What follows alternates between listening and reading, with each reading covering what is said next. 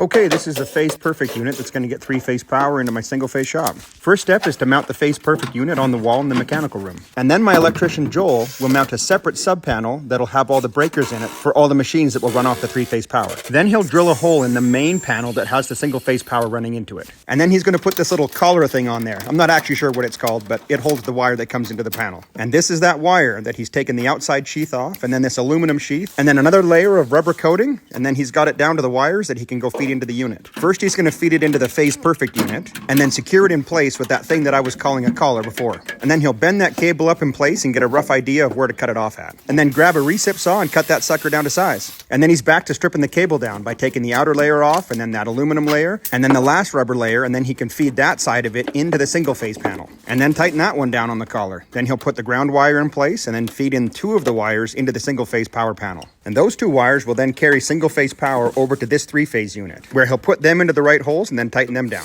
And then the Phase Perfect unit will add the third leg and create the three-phase power. And then that three-phase power has to get out to the other sub-panel. So he's got to drill a hole in the side of the panel, and then he'll grab these three wires, which have the three-phase power, he'll insert them into the right slots and then tighten them down. And then from there, those wires will come over to the sub-panel that he put up at the beginning. He'll tighten those three wires now into place, which again is carrying the three-phase power. And then he can grab two breakers and pop them into place for the two new three-phase machines that I have out in the shop. And then he can insert the wires into the breakers and tighten them down. And then those wires head up out of the panel, up into the floor joists, through the bathroom, and then out into the main part of the shop, where it comes out, and then we set it along the top of that dust collection pipe, and then it comes down to the first machine, which is this shaper right here, and then it also continues along the top of that dust collection pipe, then makes a hard left turn, comes along this one over here, and then down over to this big planer right here, which is actually pretty impressive.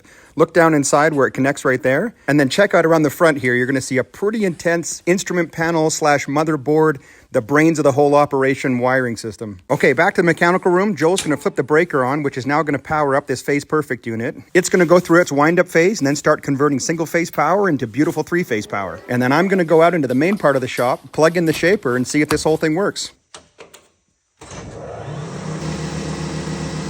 Houston, we have liftoff, and I've got a big smile on my face.